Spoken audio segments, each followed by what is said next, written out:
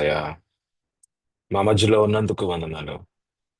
ఎక్కడ ప్రభా ఇద్దరు ముగ్గురుగా ప్రభా నేను నీ నామం పేరట కూడి ఉన్నారు, అక్కడ ఉంటానని చెప్పిన దేవా.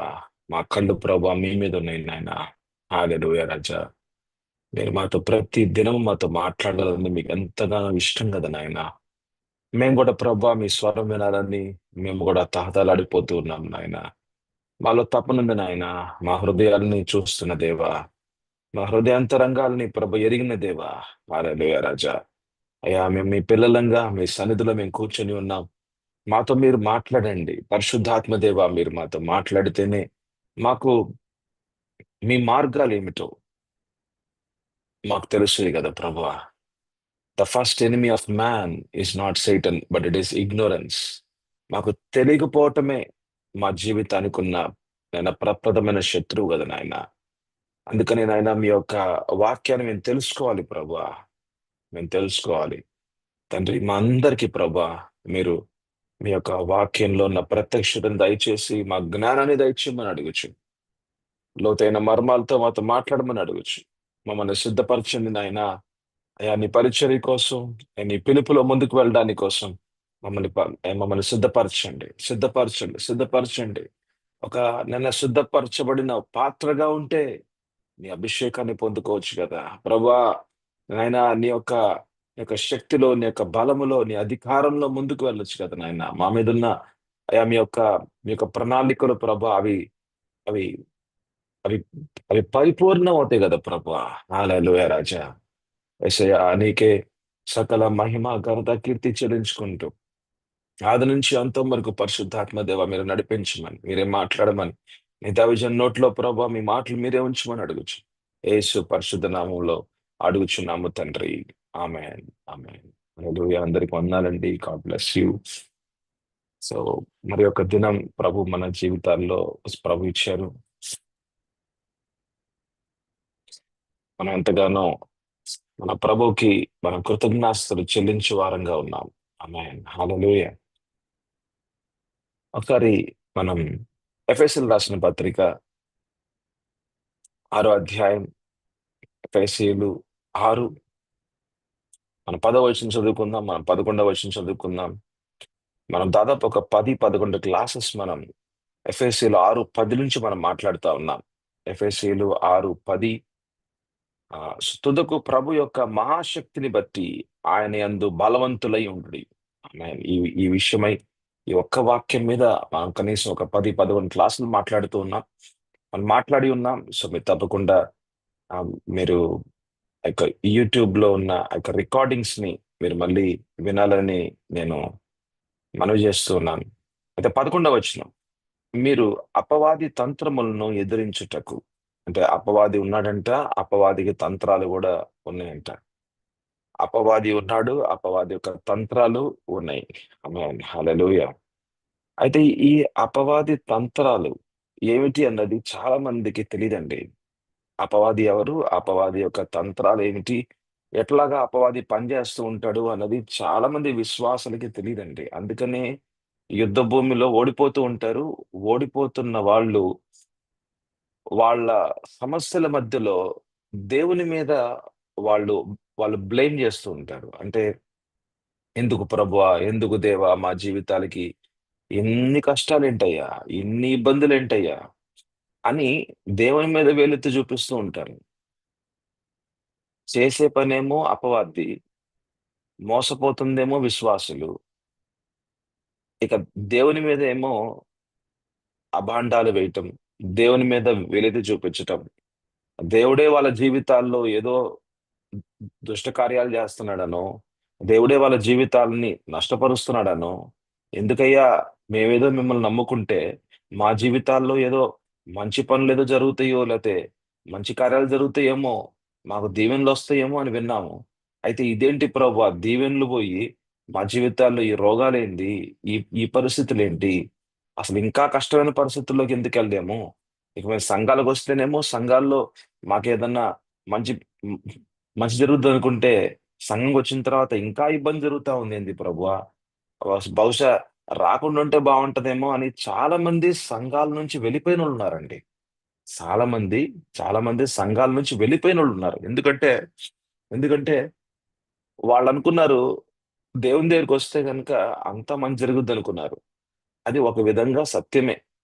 దేవుని దగ్గరికొస్తే తప్పకుండా మంచే జరుగుతది. కానీ, దేవుని దగ్గరికొచ్చిన తర్వాత వాళ్ళు అర్థం చేసుకోవాల్సిన ఇంకొక విషయం ఏందంటే, అంతకుముందు గూడా వాళ్ళు అపవాది బానిసలుగా ఉన్నారు. కానీ ఏందంటే, ప్రభువులోకొచ్చిన తర్వాత వాళ్ళు యుద్ధ భూమిలో ఉన్నారు. యుద్ధ భూమిలో ఉన్నారు. వాళ్ళు యుద్ధము అన్నది చేయాల్సిన వారుగా ఉన్నారు.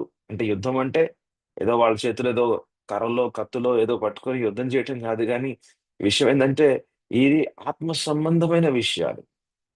ఇంకా వాళ్ళు గనక శరీర సంబంధంగా, ఈ లోకానుసారంగా మాకు ఆశీర్వాదాలు అవి, ఇవి అని దాని వెనకాలే వెళ్తూ ఉంటే గనక, చాలా విషయాలు ఒక అర్థం గాకుండా ఉంటాయన్నమాట. అంటే దేవునితో దేవుణ్ణి దేవునితో నడవాలన్నా, మనం మనం దేవుని యొక్క విషయం మనం తెలుసుకోవాలన్నా, ముందు జరగాల్సిన విషయం ఏంటంటే, ప్రతి విశ్వాసి జీవితంలో నూతన జన్మ అనుభవం అన్నది ప్రతి వ్యక్తి జీవితంలో అనుభవించాలండి. ఆమేన్. హల్లెలూయా! కేవలం ఏదో విశ్వాసం అని జెప్పి నేను దేవుని విశ్వసిస్తున్నాను. నేను నేను దేవుని సన్నిధికెళ్తాను. నేను 7 వారాలు వెళ్తాను దేవుని సన్నిధికి. 3 వారాలు వెళ్తాను, 5 వారాలు వెళ్తాను.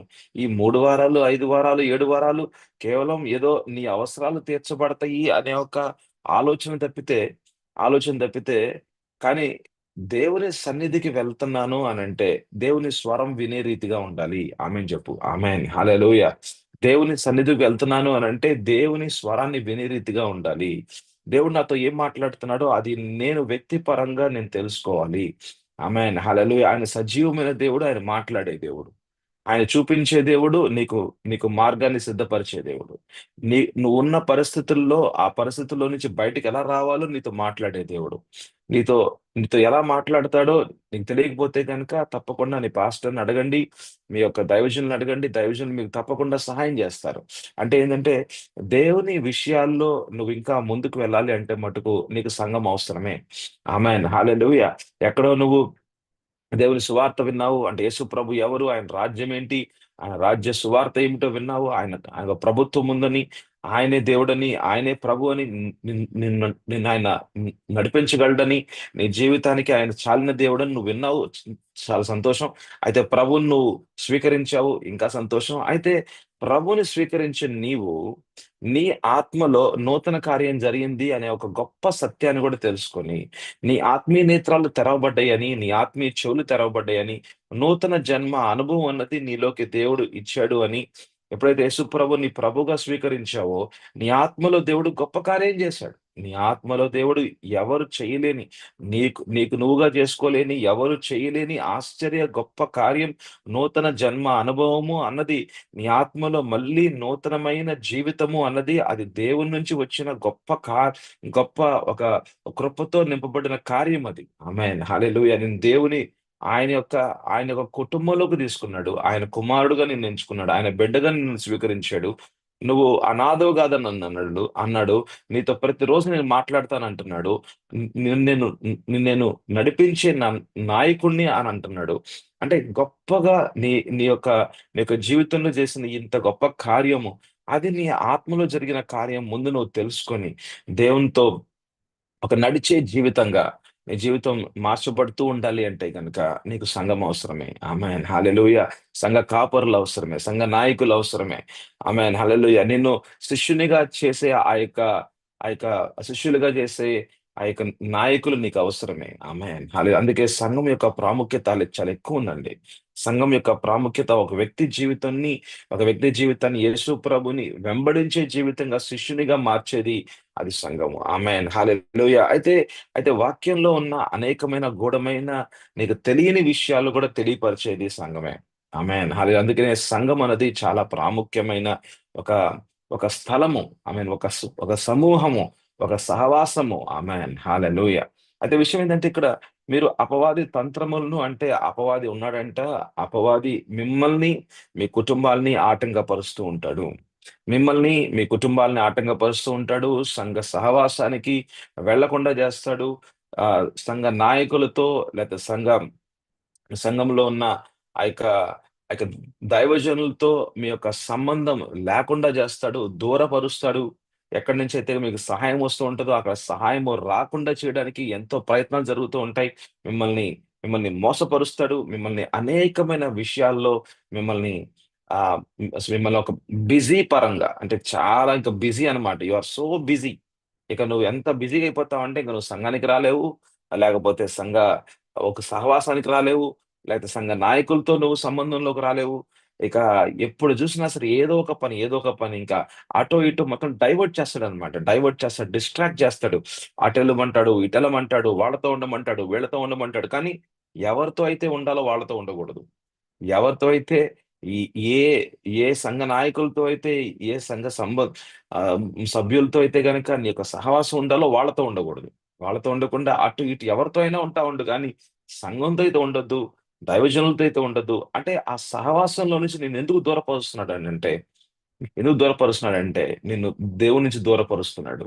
దేవుని నుంచి దూరపరచడానికి. దేవుని నుంచి దూరపరచడానికి that is the primary target of Satan. So, సాతాన్ యొక్క ముఖ్యమైన, అతి ప్రాముఖ్యమైన అస్త్రం లేతే అతి ప్రాముఖ్యమైన టార్గెట్ ఏంటి అనంటే, ఆహ్, నిన్ను దేవుని దగ్గర నుంచి దూరపరచాలి. నువ్వు దేవుని స్వరాన్ని వినకూడదు.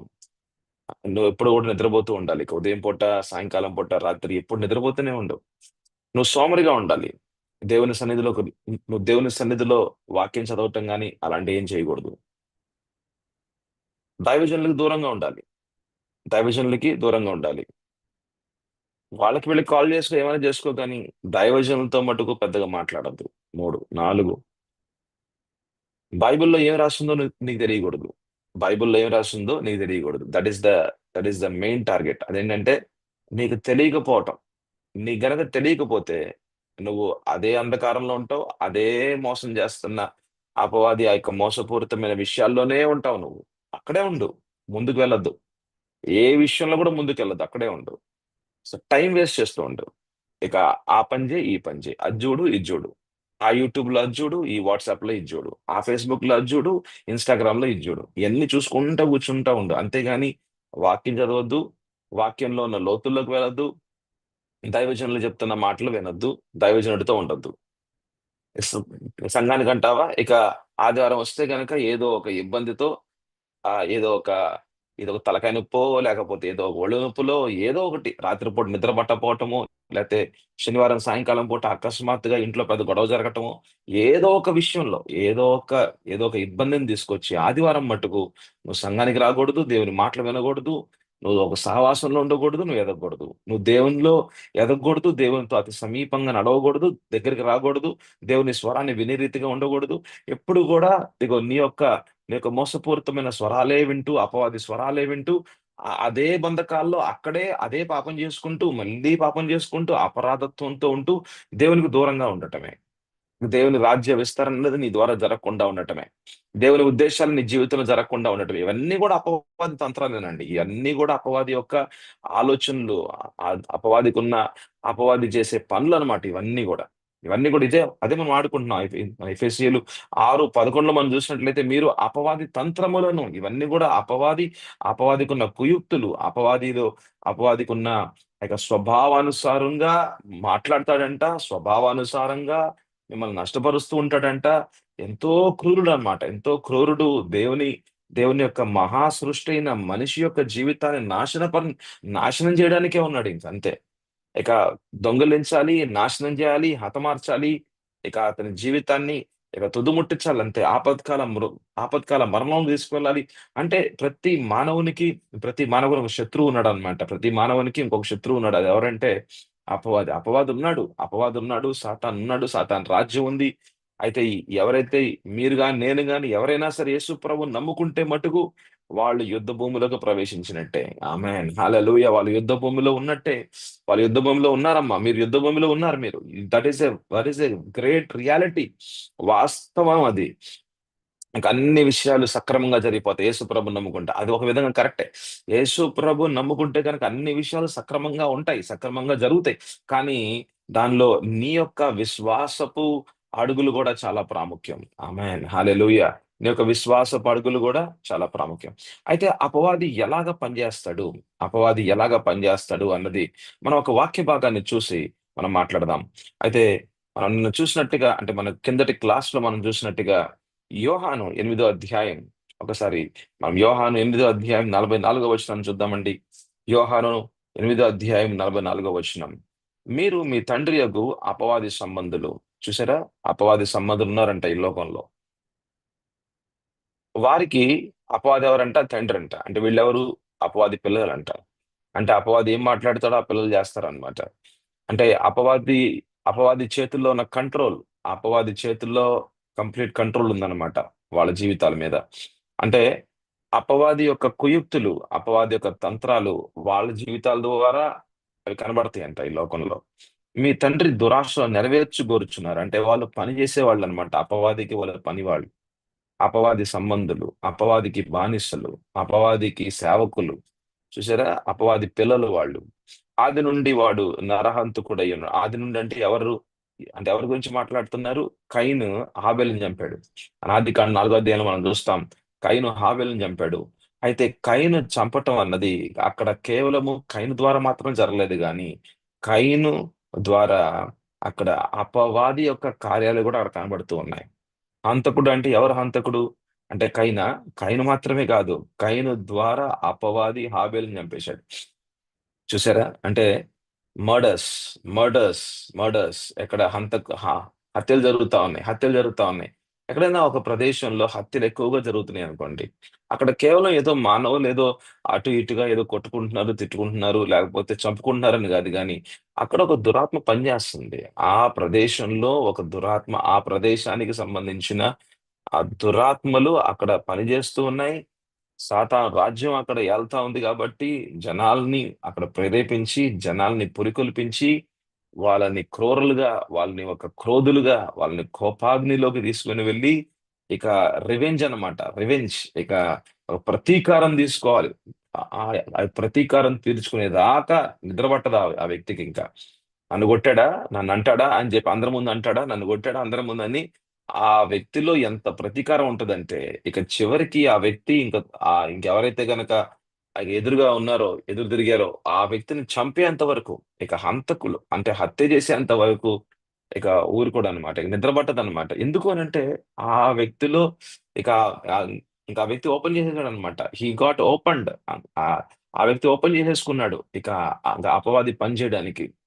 ఎక్కడైతే గనక క్షమాపణ ఉండదో జాగ్రత్తగా వినాలి. ఎక్కడైతే గనక క్షమాపణ ఉండదో అంటే దేవుని వాక్య విధేయత ఉండదో అక్కడ అవిధేయత ఉంటది. అవిధేయత ఎక్కడ ఉంటదో అక్కడ అపవాది పనిచేస్తూ ఉంటాడు. హల్లెలూయా! హల్లెలూయా! ఎక్కడైతే విధేయత ఉంటదో అక్కడ పరిశుద్ధాత్మ దేవుడు పనిచేస్తాడు. అంటే విధేయత అంటే దేవుని వాక్యానికి అనుగుణమైన విధేయత కలిగిన జీవితం ఉంటదో అక్కడ దేవుని ఆత్మ పనిచేస్తా ఉంటది. కానీ ఎక్కడైతే గనక అవిధేయత ఉంటదో అక్కడ దురాత్మ, అపవాది ఆత్మ పనిచేస్తూ ఉంటది. అయితే విషయం ఏందంటే ఇక్కడ ఆది నుండి వాడు నరహంతకుడై ఇది ఎక్కడి నుంచి మాట్లాడుతున్నానంటే ఎఫెసీయులు 2, 1, 2 నుంచి నేను మాట్లాడుతున్నాను. ఎఫెసీయులు ఎఫెసీయులు 2వ అధ్యాయము 2వ వచనంలో మనం చూసినట్లయితే అక్కడ ఎవరైతే అవిధేయులుగా ఉన్నారో వాళ్ళ జీవితాల్లోనంట అపవాది పనిచేస్తున్నాడు. దురాత్మలు పనిచేస్తున్నాయంట. అది చూసినట్లయితే ఆది నుండి వాడు నరహంతకుడై ఉండి సత్యమందు నిలిచిన వాడు కాదు. మరి కయీను ఏం చేశాడు? మరి కయీను దేవుని మాటను ధిక్కరించాడు. అవిధేయుడుగా ముందుకు వెళ్ళాడు. ప్రభు చెప్పారు. దేవుడు చెప్పాడు. అయ్యా, అయ్యా కయీను చూడు, ఇదిగో చాలా పాపం పొంచి ఉన్నది. పాపం పొంచి ఉన్నది. జాగ్రత్త పడు కయీను అంటే, కయీను జాగ్రత్త పడలేదు. సో, కయీను దేవునికి వ్యతిరేకంగా మారాడు. దేవునికి అవిధేయుడుగా ఉన్నాడు. అవిధేయతలో గనక వెళ్తే ఎవరు పనిచేస్తారండి? అపవాది పనిచేస్తా ఉంటాడు. అయితే ఆది నుండంట వాడు నరహంతకుడై ఉండి సత్యమందు నిలిచిన వాడు కాదు. వాని యందు సత్యమే లేదు. వాడు అబద్ధమాడునప్పుడు అంటే అబద్ధాలు ఎందుకు ఆడుతున్నాడంటే మోసపుచ్చడానికి. అబద్ధాలు ఎందుకు ఆడుతున్నాడండి? మోసపుచ్చడానికి. మోసం ఏం చేస్తది? నిన్ను ఒక బందీ గృహంలో పెడతది. నిన్ను ముందుకు తీసుకెళ్లకుండా చేస్తది. ఇక నువ్వు అదే ఆలోచనలో, అదే విషయాల్లో అక్కడే ఉంటావు గానీ నీ యొక్క వ్యక్తిపరమైన జీవితంలో గాని, ఆత్మపరమైన జీవితంలో గాని, నీ యొక్క కుటుంబ పరంగా లేకపోతే ఒక పరిచర్య పరంగా ముందుకెళ్ళనీయకుండా చేస్తాడు. ఇక అక్కడే ఉంటావు ఇక నువ్వింక. ఎన్ని నెలలన్నా, సంవత్సరాలన్నా మళ్ళీ నీకు సత్యం తెలిసేంత మటుకు. చూడండి మళ్ళీ సత్యం తెలిసేంత మటుకు ఆ వ్యక్తి అదే మోసంలో, అదే అబద్ధంలో, అదే బందీలో, అదే బందీ గృహంలో, అదే బానిసత్వమైన జీవితంలో ఉంటూనే ఉంటాడు. మళ్ళీ సత్యం అంటే మళ్ళీ దేవుని వాక్యంలో ఉన్న మర్మము, సత్యపూరితమైన ఆత్మ, దేవుని ఆత్మ ఒక దైవజనుడి ద్వారానో, లేకపోతే ఒక దర్శనం ద్వారానో, దేవదూత ద్వారానో, మళ్ళీ దేవుడే ప్రత్యక్షంగా మాట్లాడితేనే గాని, అంటే దేవుడు మాత్రమే సత్యాన్ని మాట్లాడగలడు. మానవునిలో సత్యము లేదండి. మానవుల్లో సత్యం లేదు. అపవాదిలో గూడా సత్యం లేదు. ఎందుకంటే మానవుడు పాపంతో పుట్టాడు. పాపం అంటే ఎక్కడో అంధకారం ఉంది. అంధకారంలో సత్యం అనేది ఒక 100% మనం చూడం గాబట్టి, మానవుల్లో ఒక పరిపూర్ణమైన సత్యం అనేది లేదు. అపవాదిలో గూడా సత్యం అనేది లేదు. కేవలం సత్యం ఎవరంటే యేసు ప్రభు మాత్రమే. ఆమేన్. హల్లెలూయా! కేవలం సత్యం ఎవరంటే యేసు ప్రభు మాత్రమే. ఆమేన్. హల్లెలూయా! యేసు ప్రభులో మాత్రమే సత్యం ఉందండి. యేసు ప్రభులో మాత్రమే సత్యం ఉంది. అయితే యేసు ప్రభు ఎవరు అన్నది వాక్యంలో నుంచి మీతో ఎప్పుడైతే పరిశుద్ధాత్మ దేవుడు మాట్లాడతాడో, ఎప్పుడైతే మాట్లాడతాడంటే మీరెప్పుడు దేవుని దగ్గరికొస్తారో, దేవుని వాక్యాన్ని ఎప్పుడైతే మననం జేస్తారో, లేకపోతే మీరు సంఘానికొస్తారో, లేకపోతే ఒక దైవజనుని మీ ఇంటికి పిలిపించుకుంటారో, లేకపోతే ఏదైనా మీటింగ్స్ జరుగుతున్నంటే గనక ఆ మీటింగ్స్ కన్నా వెళ్తారో, ఎక్కడైనా సరే సువార్త, స్వస్థత సభలని, ఆ సభ, ఈ సభ అని ఎక్కడైతే గనక సు సు దేవుడు ఎవరు అన్నది అక్కడ అక్కడ ప్రకటించే ఆ యొక్క సభలకి వెళ్తారో, ఆ యొక్క మీటింగ్స్‌కి వెళ్తారో, ఎక్కడ ప్రభు ఒక ఆయన ఎవరన్నది ఎక్కడ తెలియపరుస్తున్నారో, మీరెప్పుడైతే వెళ్తారో అక్కడికి, అక్కడ దేవుడు ఎవరు? ఆయన సత్యం ఏంటని ఎప్పుడైతే తెలుసుకుంటారో, ఆ సత్యమే మిమ్మల్ని విడుదల జేస్తది. ఆమేన్. హల్లెలూయా! సత్యము మిమ్మల్ని విడుదల జేస్తది. ఒ ఒక వ్యక్తి విడుదలవ్వాలి అంటే కేవలం ప్రార్థన ద్వారా అవుతారని నేను పెద్దగా అంటే ప్రార్థన ద్వారా ఒక వ్యక్తికి విడుదల రావాలి అంటే, ఆ ప్రార్థనతో పాటు దేవుని వాక్యాన్ని గూడా వాళ్ళకి తెలియపరచాలి. ఆమేన్. హల్లెలూయా! ఆ ప్రార్థనతో పాటు వాళ్ళకి దేవుని వాక్యాన్ని గూడా మనం తెలియపరచాలి. అయితే ఈ అబద్ధము అన్నది ఒక వ్యక్తి జీవితాన్ని బంధకంలోకి తీసుకెళ్తా ఉంది. అయితే ఆ యొక్క బందీ గృహాల్లోకి తీసుకెళ్ళేవాడెవడు? అపవాది. ఎలాగా? అబద్దాలాడి. మిమ్ మిమ్మల్నేం జేస్తాడు? అబద్దాలు మీ యొక్క మనస్సులోకి వినిపింపజేస్తాడు. మీరు ఆ అబద్దాలని నిజాలుగా నమ్మితే గనక, ఆ అబద్దాలని నిజాలుగా నమ్మితే గనక ఇక మీరు బందీలుగా ఉంటారు. అపవాది అబద్ధాలతో మాట్లాడతాడు. అయితే అబద్ధాలన్నీ మీరు గనక నిజాలుగా నమ్మితే గనక, అబద్ధాలు మాటి మాటికి అదే మాట్లాడుతూ ఉంటాడనమాట. ఆ దైవజనుడు సరైనవాడు గాదు. ఈ దైవజనుడు చూసారా? ఇతనెక్కడో ఎక్కడో తప్పు చేస్తూ ఉంటాడు. అక్కడ తప్పు లేదు, ఏమి లేదు. ఏదో ఒక చిన్న విషయాన్ని పట్టుకొని పెద్దగా ఆలోచించుకుంటే చివరికి అపవాది మనసులో ఏదేదో మాట్లాడుతా ఉంటే చివరికి మిమ్మల్ని ఆ దైవజనుడి దగ్గర నుంచి దూరపరుస్తాడంతే. ఆ దైవజనుడి దగ్గర నుంచి దూరపరచటమే అపవాది యొక్క ముఖ్యమైన లక్ష్యం. దేవుని నుంచి దూరపరచటమే అపవాదికున్న ముఖ్యమైన లక్ష్యం. దేవుని ఉద్దేశాలు మీరు ముందుకెళ్ళకూడదు. దేవుని ఉద్దేశాలు నీ ద్వారా జరగకూడదు. అపవాది రాజ్యం నీ ద్వారా కూలగొట్టకూడదు. ఇక నువ్వు అదే మోసపూరితమైన విషయంలో ఉండాలి. అదే మోసం, అదే అబద్ధం, అదే అదే జైలు జీవితం. అక్కడే ఉండు నువ్వింక. అక్కడే ఉండు.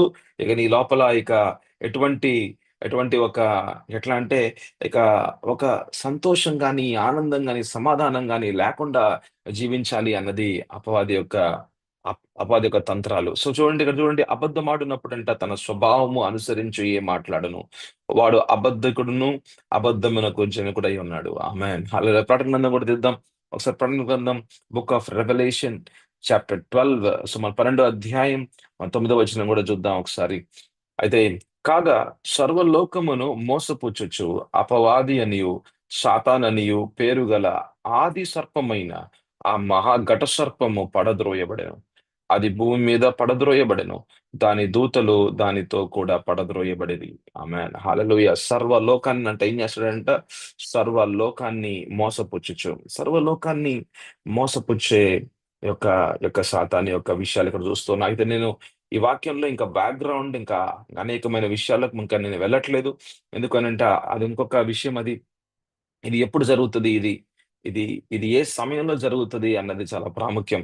అయితే ఇది దాని విషయాల్లోకి వెళ్ళకుండా ఇప్పుడు అసలు విషయం ఏంటంటే ఇక్కడ మోసపుచ్చే సాతానుగా మనం ఇక్కడ చూస్తూ ఉన్నాం. మోసపుచ్చే సాతాను. అంటే ఎందుకు మోసం చేయగలుగుతున్నాడు ఇంతగా? లోకాన్నే మోసం చేస్తున్నాడంట. యావత్తు లోకాన్నే మోసం చేస్తున్నాడు. వాళ్ళు మోసపోతున్నారంట. ఇది చూడండి. ఇది చాలా విచిత్రమైన విషయం ఇది. మోసపుచ్చేది ఒకటైతే, మోసపోయేది ఇంకొకటి. ఎవరైనా మీ దగ్గరకొచ్చి మీ యొక్క బ్యాంక్ అకౌంట్‌లో ఉన్న డబ్బుని వాళ్ళు ఊరికే ఎత్తుకొని పోతున్నారంటే, వాడు చూడండి ఎంతగా మోసం చేస్తున్నాడో. అట్లాగా ఈ మధ్య కాలాల్లో సైబర్ క్రైమ్ అనేది చాలా ఎక్కువైపోయిందనమాట. ఈ సైబర్ క్రైమ్ అంటే ఎవరో ఫోను చేస్తారు. మీకు ఒక ఓటీపీ వస్తదంటారు. ఆ ఓటీపీ మీరు అటు చెప్పారంటే గనక అంతే సంగతులు. ఓటీపీ వస్తది. ఇదిగో మీ గా ఇట్లా బ్యాంక్ అకౌంట్ లో మేము ఆ ఆధార్ ని మేము లింక్ చేస్తున్నాము. మేము ఇట్లాగా ఈ ఆఫీస్ నుంచి మాట్లాడుతున్నామని వాళ్ళు గనక ఓటీపీ మీ యొక్క మీ యొక్క ఫోన్ లో వచ్చిన ఓటీపీ అటు చెప్తే గనక లక్షల రూపాయలు మీ బ్యాంక్ అకౌంట్ లో నుంచి మాయమైపోతాయి. కోట్ల రూపాయలు మీ బ్యాంక్ అకౌంట్ నుంచి మాయమైపోతాయి. ఆ ఒక్క ఓటీపీ చాలు మీ మీ అకౌంట్ లో ఉన్న యావత్తు పైసా తీసేయచ్చు అనమాట. అంటే మోసపుచ్చేవాడున్నాడు, మీరు కూడా మోసపోతూ ఉన్నారు. ఎందుకు మోసపోతున్నారంటే ఆ ఫోన్ కాల్లో ఎలా మాట్లాడాలో మీకు తెలియదు గనక. ఓటీపీ చెప్పకూడదు. ఓటీపీ వస్తది కరెక్టే. నీ ఫోన్ నంబర్ అతని దగ్గర ఉంది. నీ ఫోన్ నంబర్ చాలా మంది దగ్గర ఉంటది. ఎట్లా తెలుసా? ఎట్లాగంటే గూగుల్‌లో మీరు ఒక యాప్ డౌన్‌లోడ్ చేస్తే గనక చివరికి మీరు అగ్రీ చేసి మీరు ఆ టిక్ కొట్టాల్సిందే. అగ్రీ అనేది మీరు కొట్టాల్సిందే. కొడితే గనక ఆ పైన రాసి ఉంటదంటే మీ యొక్క మీ యొక్క ఈమెయిల్ గాని, మీ యొక్క ఫోన్ నంబర్ గాని మేము ఇతరులకి షేర్ చేస్తాము. మాకు ఇతరులకు కూడా షేర్ చేసే రీతిగా ఉంటది అని పైన రాసి ఉంటది. అది మనం చదవం మనం. మనం ఏం చేస్తాం? అదేం పైన చదవకుండా కింద ఏం చేస్తామంటే అగ్రీకి మనం ఒక టిక్ కొట్టేస్తాం. టిక్ కొట్టంగాల్నే మనం ఏం చేస్తున్నామంటే మన ఈమెయిల్ అడ్రెస్‌ని, మన ఫోన్ నంబర్‌ని మనం గూగుల్‌కి ఇస్తున్నాం మనం. గూగుల్ వాడు అనేక మందికి షేర్ చేస్తాడు. అనేకమైన ఇప్పుడు ఐడీఎఫ్‌సి బ్యాంక్ అంటారు. లేకపోతే ఐసీఐసీఐ బ్యాంక్ అంటారు. అందుకనే మీకు అందుకనే మీకు స్పామ్ కాల్స్ వస్తా ఉంటాయి. ఒక ఒక మీకెట్లాంటి కాల్సొస్తాయంటే, మీకు లోన్ గావాలా? మీకు అది గావాలా? ఇది గావాలా? అని జెప్పి మీకు అట్లాంటి కాల్స్ ఎందుకొస్తాయంటే, మీ ఫోను నంబర్‌ని అనేక మంది దగ్గరికి వెళ్ళిపోయింది గాబట్టి. అనేక మంది దగ్గరికి వెళ్ళిపోయింది. అనేకమైన బ్యాంక్స్ దగ్గరికెళ్ళిపోయింది. అనేక మంది దగ్గరికెళ్ళిపోయింది. అంటే మీ ఫోను నంబర్ బయటికెళ్ళిపోయిందనమాట. మీరెవరు? మీ ఆధార్ నంబర్ ఏంటి? మీ యొక్క మీ యొక్క బ్యాంక్ సంబంధించిన డీటెయిల్స్ కూడా వాళ్ళు తీయగలరు. బ్యాంక్‌కి సంబంధించిన డీటెయిల్స్ తీయగలరు వాళ్ళు. మీ యొక్క బ్యాంక్ అకౌంట్ నంబర్ తీయగలరు వాళ్ళు. మీ యొక్క ఈమెయిల్ ఐడీ వాళ్ళకి తెలుసు. అంటే చాలా ఇన్ఫర్మేషన్ మీరేం చేస్తాం మీ యొక్క ఇన్ఫర్మేషన్ అనేది బయటికి వెళ్ళిపోయింది. అందుకనే వాళ్ళు ఇన్ఫర్మేషన్‌తో కాల్ చేస్తారు. వాళ్ళు ఇన్ఫర్మేషన్‌తో కాల్ చేస్తారు. ఇదిగో మీ పేరు చెప్తారు. మీ యొక్క ఆధార్ నంబర్ చెప్తారు. మీ గురించి మాట్లాడుతా ఉంటారు. చివరికి మిమ్మల్ని మోసపరుస్తున్నారు. అంటే వాళ్ళకి చాలా తెలుసనమాట మీ గురించి ఒకటి. రెండోదేంటంటే మిమ్మల్ని మోసపుచ్చడానికి కాల్ చేస్తున్నారు. అంటే మీ దగ్గరికొస్తున్నారు. కానీ మోసపోయింది నీవు అంటే నువ్వే కోల్పోయావు. నీ డబ్బు కోల్పోయావు. నువ్వు చాలా కష్టార్జితాన్ని నువ్వు కోల్పోయావు నువ్వు. నువ్వు నష్టపరుచుకుంటున్నావు. ఎందుకు అనంటే నీకు తెలియట్లేదు నీకు. ఎందుకు అంటే నీకు తెలియట్లేదు. అంటే ఏం తెలియట్లేదు? ఇదిగో ఇట్లాంటి ఫోను కాల్స్ వస్తే గనక వాటిని ఆన్సర్ చేయకూడదు. రెండోది ఒకవేళ నువ్వు ఆన్సర్ చేసినా సరే ఓటీపీలు చెప్పకూడదు. ఒకవేళ ఒకవేళ ఏదన్నా సరే వాళ్ళేదన్నా నీ గురించి చెప్తున్నా సరే, ఇదిగో నీ యొక్క పేరిది. నీ బ్యాంక్ అకౌంట్ నంబర్ ఇది. ఇదిగో ఇది చేస్తున్నాం, అది చేస్తున్నాం అని చెప్తున్నా సరే, అలాగా జరగదు. అలాగా గవర్నమెంట్ ఆఫ్ ఇండియా గాని, భారతదేశపు ప్రభుత్వం అలాగా చెయ్యదు. ఏదైనా చేస్తే గనక ఆన్‌లైన్‌లో చేస్తారేమో గాని, ఏదైనా ఓటీపీలు గాని, ఏదన్నా సరే ఏదైనా విషయాలు ఆన్‌లైన్‌లో ఒక ఒక వెబ్‌సైట్‌లో మాత్రమే ఏదైనా అప్డేషన్ జరుగుతది గానీ, ఇలాగ ఫోను కాల్స్ ద్వారా లింకింగ్ అనేది జరగదు అనేది నువ్వు తెలుసుకోవాలి. అంటే ఇక్కడ నువ్వు తెలుసుకోకపోతే నువ్వు మోసపోతూనే ఉంటావనమాట. ఒకవేళ నీకు తెలిస్తే గనక నువ్వు మోసపోవు. అంటే మోసపుచ్చడానికి ఫోను కాల్స్ ఒక రోజులో అనేక మంది దగ్గరికి వెళ్తుందనమాట. అనేక మంది దగ్గరికి వెళ్తుంది. అనేక మంది మోసపోతున్నారు. అనేక మంది డబ్బులు పోగొట్టుకుంటున్నారు. వాళ్ళ జీవితాలు నష్టమవుతా ఉన్నాయి. వాళ్ళ వాళ్ళ కూతురు పెట్టుకున్న లక్షల రూపాయలు అకస్మాత్తుగా మాయమైపోయాయి. చివరికి చూస్తేనేమో వాళ్ళ కూతురు పెళ్ళికి ఇంకా డబ్బు లేకపోయేసరికి ఇక అనే ఇక అప్పులు చేయాల్సొచ్చింది. అంటే ఎందుకు అటువంటి ఇబ్బందుల్లోకి వెళ్తున్నారనంటే తెలియకపోవటమే. ఎందుకు మోసపోతున్నారంట? యావత్తు సర్వలోకం ఎందుకు మోసపోద్దో తెలుసా? ఎందుకంటే అపవాది తంత్రాలేంటో తెలీదు గనక. అంటే ఎందుకు తెలీదనంటే ఎందుకు తెలీదంటే అపవాది అలాగా మనిషిని ఒక ఒక తెలియకుండా ఉండే వ్యక్తిగా, ఒక ఇగ్నోరెంట్ పర్సన్‌గా, ఒక తెలియకుండా ఉండే వ్యక్తిగా ఆహ్, అలానే ఉంచాలని ప్రయత్నం చేస్తూనే ఉంటాడు. ఒకవైపేమో ఆ వ్యక్తిని ఆ వ్యక్తికి ఏం తెలియకూడదని ఆహ్, సో, అటువంటి బానిసత్వంలో పెడతాడు. ఇంకా ఇంకొక వైపు నుంచేమో హ్మ్, మోసంలోనే మోసపూరితమైన విషయాలు మాట్లాడుచు మోసం చేస్తూ ఉంటాడు. అబద్ధాలు మాట్లాడుచు అబద్ధాలే నిజాలుగా నమ్మే రీతిగా చేస్తాడు. సో, ఇంకొక వాక్యం చూద్దాం. 2 కొరింథీ పత్రిక 11 అధ్యాయం 3 వచనం. 2 కొరింథీ పత్రిక 11 అధ్యాయం 3 వచనం. సర్పము తన కుయుక్తి చేత చూసారా? కుయుక్తులు. క్రాఫ్టీనెస్ అంటే చాలా చాలా ఒక ఒక ఒక పక్కా ప్లానింగ్ తో చేస్తాడనమాట అపవాది పని. పక్కా ప్లానింగ్ ఉంటదన్నమాట. ఎవరి ద్వారా ఆ వ్యక్తి పడిపోతాడో వాళ్ళని ఉపయోగించుకుంటాడు. ఎవరి ద్వారా ఆ వ్యక్తి అటువంటి బందీ గృహాల్లో ఉండొచ్చో ఆ వ్యక్తిని ఉపయోగించుకుంటాడు. భార్యను ఉపయోగించుకుంటాడు భర్త జీవితాన్ని నాశనపరచడానికి. భార్యను ఉపయోగించుకుంటాడు భర్త జీవితాన్ని నాశనపరచడానికి. భర్తను ఉపయోగించుకుంటాడు భార్య జీవితాన్ని నష్టపరచడానికి. ఇవన్నీ మనం తెలుసుకోవాలండి. సత్యం మనం తెలుసుకోవాలి. సత్యం మనం తెలుసుకుంటేనే సర్వాంగ కవచం అన్నది ఉపయోగంలో వస్తది. ఒకవేళ సత్యం మనం తెలుసుకోకపోతే ఆ అబద్ధాల్లోనే మనము మోసం చేయబడుతూ నష్టమైపోతూ ఉంటాం అనమాట. అయితే ఇక్కడ చూడండి, ఇక్కడ తన కుయుక్తి చేత అంటే ఏంటంటే కుయుక్తులు ఉన్నాయంట. కుయుక్తి చేత హవ్వను మోసపరిచినట్లు మీ మనస్సులను చె- మీ మనస్సులను చెరపబడి, అంటే హవ్వని ఎలాగా మోసపరిచాడో నువ్వు తెలుసుకోవాలమ్మా. ఆమేన్ హల్లెలూయా. ఒకవేళ హవ్వని ఎలాగ మోసపరిచాడో నువ్వు తెలుసుకోకపోతే నువ్వు కూడా మోసపూరితమైన విషయాల్లోకి వెళ్ళొచ్చు అనమాట. There is a possibility like that. అంటే మీరు తెలుసుకోవాలంటున్నాడు అనమాట. హవ్వను మోసపరిచినట్లు మీ మనసుల్ని చెరపబడి క్రీస్తు ఎడలనున్న సరళను సరళత నుండి పవిత్రత నుండి ఎట్లయినను తొలగిపోవునేమో అని భయపడుచున్నాను. అంటే ఏం చేద్దాం అనుకుంటున్నాడు అపవాది? చాలా జాగ్రత్త చూడండి ఈ మాటలు. క్రీస్తు నుండంట మిమ్మల్ని దూరపరచాలనుకుంటున్నాడంట అపవాది. ఎక్కడి నుంచి? పవిత్రమైన జీవితం నుంచి, పవిత్రమైన జీవితం నుంచి, ఒక సరళమైన జీవితం నుంచి, దేవుని పరమైన జీవితం నుంచి, దేవుని పరిశుద్ధత నుంచి మిమ్మల్ని దూరపరచాలి అన్నది అపవాది యొక్క ఆలోచన, అపవాది యొక్క కుయుక్తి, అపవాది యొక్క కార్యాలు. నువ్వు క్రీస్తులో ఉన్నావేమో, నువ్వు క్రీస్తులో ఉన్నావు అని అంటే నువ్వు విశ్వాసివి. నువ్వు సంఘానికి వస్తున్నావు అంటే నువ్వు విశ్వాసివి. సంఘ సహవాసంలో ఉన్నావు అంటే నువ్వు విశ్వాసివి. అయితే సంఘం నుంచి దూరపరచాలి. అపరిశుద్ధతమైన, అపవిత్రమైన పాపం మళ్ళీ నీ పాత జీవితంలోకి వెళ్ళిపోవాలి. మళ్ళీ ఈ లోకంలోకి వెళ్ళిపోవాలి. మళ్ళీ నువ్వు నీ యొక్క పాత రోత ఆ యొక్క కంపు జీవితం నువ్వు వెళ్ళిపోవాలి. నువ్వు వెళ్ళిపోవాలి. అట్లాగా దేవుని నుంచి దూరపరచాలి అన్నది అపవాది యొక్క ముఖ్యమైన ముఖ్యమైన ఉద్దేశము, ముఖ్యమైన కార్యాలు. చూసారా? అవ్వని ఆదాముని ఏం చేసింది అపవాది? ఏదైనా తోట నుంచి దూరపరిచింది. అంటే దేవుని సన్నిధిలో నుంచి దూరపరిచింది. దేవునితో ఉన్న ఆ సంబంధం నుంచి దూరపరిచింది. That is the primary target. అది ప్రప్రదమైన టార్గెట్ గా ఉంటా ఉందన్నమాట. ఒకసారి మనం ఇక్కడ ఒక వాక్య భాగంలో చూసినట్టుగా హవ్వని ఎలాగ మోసపరిచిందో ప్రతి విశ్వాసి కూడా తెలుసుకోవాలి. హవ్వని ఎలాగ మోసపరిచిందో ప్రతి విశ్వాసి కూడా తెలుసుకోవాలి. ఈ విషయాన్ని మనం చూడాలంటే గనుక ఆది కాండంలో మనం వెళ్దాం. ఆది కాండము 3వ అధ్యాయము 1 నుంచి మనం 7వ వచనాన్ని మనం చదువుకుందాం. ఆది కాండము 3వ అధ్యాయము 1 నుంచి 7. ఇది చాలా ప్రాముఖ్యమైన విషయం. ఇక్కడ 4 విషయాలు మనం చూడబోతున్నాం అన్నమాట. ఈ ఈ యొక్క 7 వచనాల్లో 7 వచనాల్లో మనం 4 విషయాలు చూడబోతున్నాం. ఒకటి, సాతాన్ యొక్క సాతాన్ యొక్క టార్గెట్ ఏంటి? సాతాన్ యొక్క టార్గెట్ ఏంటి?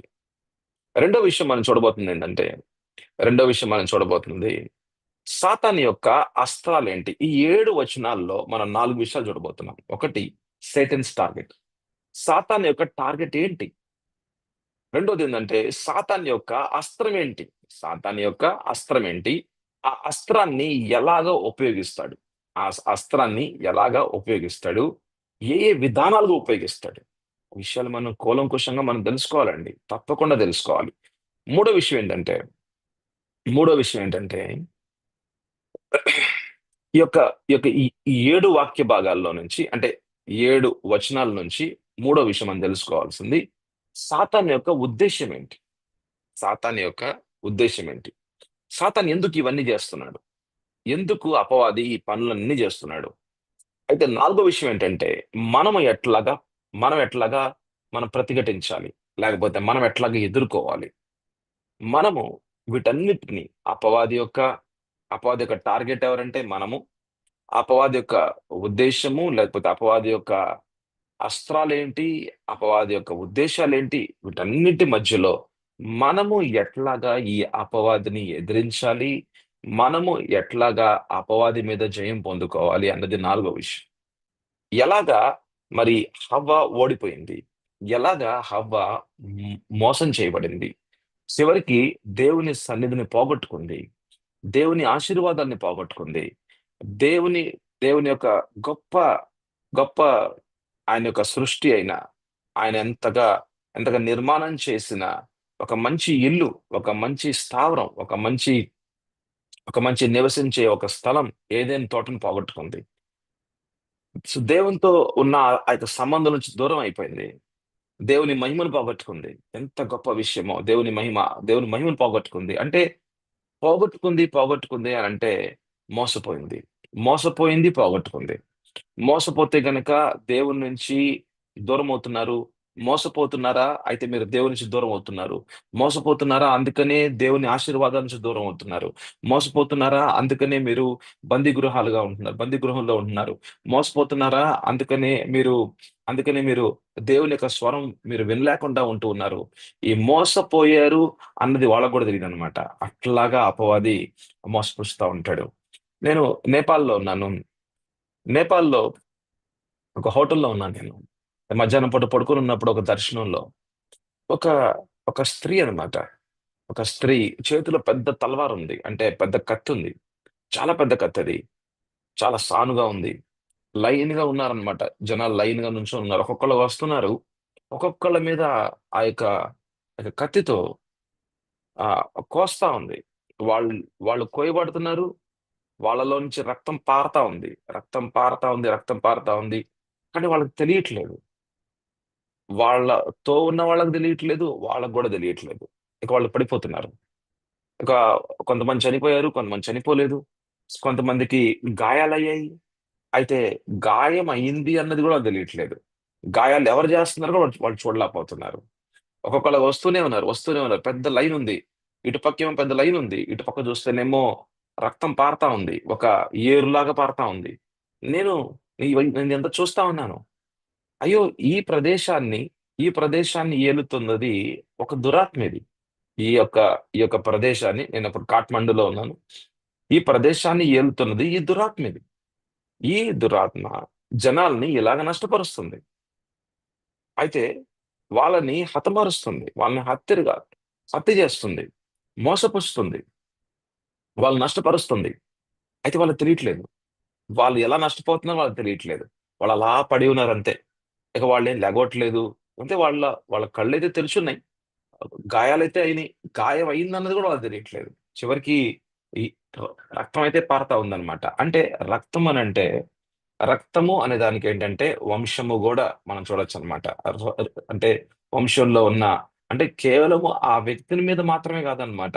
ఆ వ్యక్తి యొక్క పిల్లలు, వారి యొక్క వంశం మీద గూడా అధికారం తీసుకుంది ఆ యొక్క అపవాదనమాట. అంటే మోసపరుస్తుంది, హత్య చేస్తుంది, నష్టపరుస్తుంది. చివరికి వాళ్ళ జీవితాల్ని చివరికి వాళ్ళ జీవితాల్ని అయోమయంలోకి తీసుకెళ్ళి, ఇక వాళ్ళ పరిస్థితేంటంటే వాళ్ళకి తెలియని పరిస్థితనమాట ఇంక. వాళ్ళకి ఏం జరుగుతుందో గూడా తెలీదనమాట. అట్లాంటి పరిస్థితుల్లోకి అపవాది తీసుకెళ్తా ఉంది. సో, మరి ఈ విషయాల్ని మనం రేపొద్దున మళ్ళీ చూద్దాం. ఆదికాండం 3 అధ్యాయం 1-7 మధ్యలో 4 విషయాలు. 4 ఒక ప్రధానమైన విషయాలు. 4 ప్రధానమైన విషయాలు. What is Satan's target?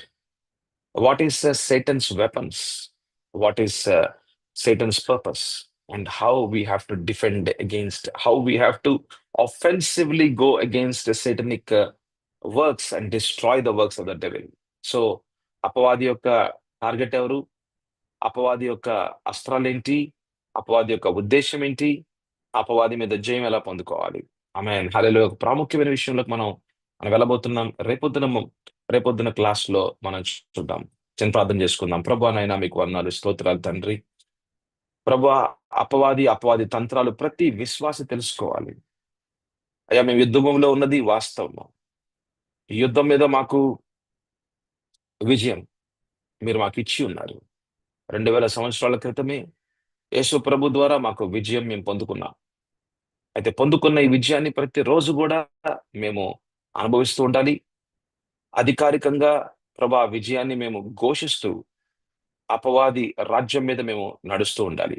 అపవాది మా మీద గాదు ఆధిపత్యాన్ని, అధికారాన్ని చలాయించేది. కానీ మేము మాకియ్యబడిన అధికారం, మాకియ్యబడిన మర్మం, మాకియ్యబడిన ఈ యొక్క రహస్య వాక్యము అది ఒక ఖడ్గములాగా పనిచేస్తూ అపవాది శక్తుల్ని నష్టపరుస్తూ ముందుకు వెళ్ళాల్సిన వారంగా ఉన్నాం ప్రభువా. ఇది ప్రతి విశ్వాసి ఇది తెలుసుకోవాలి. తెలుసుకోకపోవటమే ఒక ప్రధానమైన ఒక కొరతగా చూస్తూ ఉన్నాం. సంఘంలో అనేక మంది ప్రభా సంఘంలో ఉన్న విశ్వాసులకి అనేక మందికి ఈ మర్మాలు తెలియాలి. నాయన చాలా వరకు సంఘాల్లో ఆశీర్వాదం గురించి మాట్లాడుతున్నారు. ఆశీర్వాదాలు, ఆశీర్వాదాలు, ఆశీర్వాదాలు, స్వస్థతలు, విడుదలలు. వాళ్ళ జీవితాల్లో అవసరాలు తీర్చబడుట, వాళ్ళకి ఒక కారొచ్చుట, వాళ్ళకి ఒక ఇల్లు దొరుకుట, ఒక ఇల్లు కట్టించుట. ఈ విషయాలు ఎక్కువగా ప్రాధాన్యత ఇస్తున్నారు. కానీ ఆత్మపరమైన విషయాల్లోకి ప్రతి విశ్వాసి తెలుసుకోవాలి. ప్రతి విశ్వాసి ఎందుకు మా జీవితాల్లో సమస్యలు పోవట్లేదు? ఎందుకు మా జీవితాల్లో ఇంకా సమస్యలు ఉంటూ ఉన్నాయి? ఎందుకు మేము ముందుకు వెళ్ళలేకపోతూ ఉన్నాం? ఎందుకు దేవునిలో గాని మేము ఆయన యొక్క ఉద్దేశాల్లో గాని ముందుకు ఎందుకు వెళ్ళట్లేదు? ఎందుకు ఆటంకపరుస్తున్నారు? ఏ ఆటంకాలు ఎక్కడి నుంచి వస్తున్నాయి? తండ్రి మీ మీద వేలు చూపించే కంటే కూడా తండ్రి ఒక నిజమైన వాస్తవమైన విషయాలు ఏమిటో సంఘంలో ప్రతి విశ్వాసి తెలుసుకునే రీతిగా ప్రార్థన చేస్తూ ఉన్నాను. మీకు వందనాలు, స్తోత్రాలు తండ్రి. నాయనా ఈ క్లాసెస్ ద్వారా ప్రతి విశ్వాసి తర్ఫీదు పొందుకోవడానికి, ఈ శిక్షణలో ఒక శిష్యునిగా మారడానికి, తన ఆత్మీయ జీవితంలో ఎదుగుదల వచ్చేలాగా ప్రార్థన చేస్తున్నాను. నయ్యా మిమ్మల్ని వెంబడించే వ్యక్తిగా, యేసు ప్రభుని వెంబడించే ఒక శిష్యునిగా కేవలం ఒక విశ్వాసిగా మాత్రం ఉండకుండా, అక్కడే మోసపూరితమైన విషయాల్లో నేను పడిపోకుండా, అక్కడే కూరుకుపోయి జీవించకుండా అక్కడి నుంచి లేచి ముందుకు వెళ్తూ అయ్యా మిమ్మల్ని వెంబడించే శిష్యునిగా, ఒక ఆత్మీయ యోధునిగా మీ రాజ్యంలో ఒక యోధునిగా, ఒక ఒక ప్రార్థన యోధునిగా నేను ఆత్మ సంబంధిగా మార్చబడలాగా ప్రార్థన చేస్తూ ఉన్నాను. మీకు వందనాలు, స్తోత్రాలు తండ్రి. ఈ వాక్య భాగం ద్వారా ఆయన మాతో మాట్లాడిన విధానాన్ని బట్టి మీకు వందనాలు, స్తోత్రాలు. రాజా, నాయన ఈ యొక్క వాక్య భాగం కేవలం మాకు మాత్రమే కాదు, మేము నేర్చుకొని నాయన మేము తెలుసుకుని ఇతరులకి బోధించే రీతిగా కూడా ప్రతి విశ్వాసిని మీరు లేవనెత్తమని అడుగుతున్నాను సార్. ప్రతి విశ్వాసిని నయా సంఘంలో ఉన్న ప్రతి విశ్వాసి వాడబడే సాధనం మీ మీ యొక్క హస్తంలో మీ హస్తంలో ఒక వాడబడే సాధనం ప్రతి విశ్వాసిని వాడుకోండి. ప్రతి విశ్వాసి కుటుంబాన్ని తండ్రి సత్యపూరితమైన ఆత్మగా, పరిశుద్ధాత్మ దేవ సత్యములో, సర్వ సత్యములో నడిపించమని, ప్రతి ప్రతి ఒక్క అబద్ధాలని చూపించమని, అబద్ధాల్లో ఉంటే అది బందీల్లో ఉన్న ఒక బందీ గృహంలో ఉన్న జీవితమే, ఒక బానిసగా ఉన్న జీవితం, వారిని విడుదల చేయమని, సత్యాన్ని నైనా మీరు ప్రకటిస్తే వారు గనక సత్యాన్ని విని విశ్వసించి స్వీకరించి విశ్వసిస్తే గనక ఆ సత్యమే వాళ్ళ జీవితాన్ని విడుదల చేస్తుంది. అయ్యా సత్యమైన యేసయ్య మీరు మాత్రమే మాకు విడుదల చేయగలరు. ఎవరు మమ్మల్ని విడుదల చేయలేరు ప్రభువా. అయ్యా మాకున్న బంధకాలు మీకు మాత్రమే తెలుసు. ఎక్కడెక్కడ రహస్య విషయాలు ఎన్నెన్ని సంవత్సరాల నుంచి అపవాది నైనా కార్యం చేశాడో, ఎన్ని నైనా మా యొక్క వంశంలో కార్యం చేశాడు. వంశపారంపరంగా ఉన్న శాపాలు నైనా పాపాలు ఏమున్నాయో మాకు తెలియదు ప్రభువా. నైనా మీ యొక్క వాక్యంలోంచి మాతో చూపించండి, మాట్లాడండి. మీ సన్నిధిలో గడపాలి. ప్రతి విశ్వాసి ప్రతి రోజు మీ సన్నిధిలో మీకు వాక్య భాగాన్ని నైనా చదువుకోవాలి ప్రభువా. నైనా మన్నం చేయాలి ప్రభువా. అయ్యా నీ సన్నిధిలో నైనా సమయం గడపాలి ప్రభువా.